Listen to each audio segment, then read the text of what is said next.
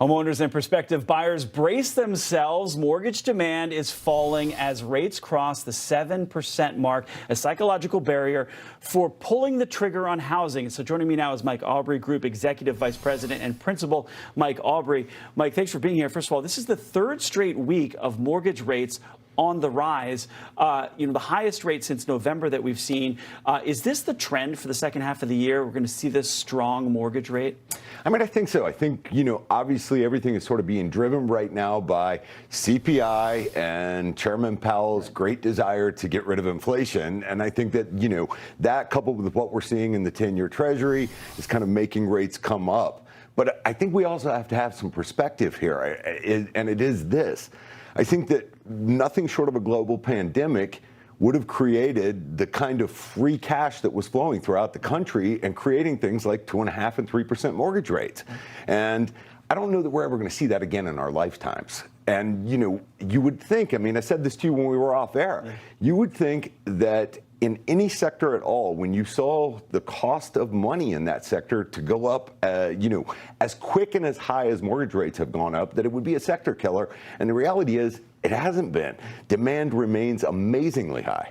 So the mortgage industry then does it sorely need a rate cut? We've heard about rate cuts. Does it need that? Or are you still seeing strong enough demand? I think we're seeing great demand. I think that Gen Z and the millennials are continuing with sort of familial formation and getting married and having kids. And I think that we have this huge pent up issue of people who want to buy houses and houses that can't be bought. So, it's just basic economic tenets 101. When you have more people that want to buy something than you have that something available, it's going to sort of drive it. Even at the mortgage rates of over 7%, do you like the home builders as a stock?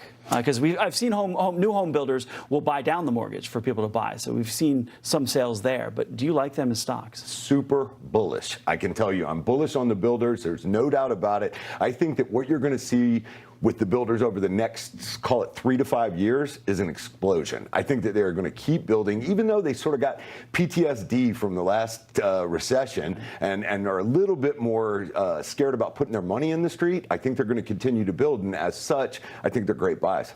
So why has home demand remained so high? Listen, the reality is it's not like a car where you can decide that you want to have an electric vehicle or you'll get a gas vehicle. If you go back to our buddy Maslow and his hierarchy of needs, you got to have shelter. You have to have somewhere to live. And I think that, as we have seen sort of this coming of age of younger groups and them beginning to marry and not be in a position where they necessarily want to be in urban centers, they are sort of setting down roots at this point. So in the last 30 seconds that we have left here, are you 7% isn't making folks shy away? Do you see a scenario where do you tell home buyers buy the home, then refinance 2 years from now when rates will come down? Is that what you're looking at to bridge the gap? I think that that's a great narrative, and I think that the idea is that it's true as well. If rates come down, you can do a refi. The refi business is pretty much not there at all right now. So yes, you can go down, but it could go up. So the idea of not buying right now could cost you. So in the last 10 seconds we have, where's your new norm for mortgage rates? It's not 7, it's I think 5? It's going to be, I think the new norm for mortgage rates is 7 to 8%. Very interesting. Mike Aubrey, thank you for joining us. I appreciate it. Thank you.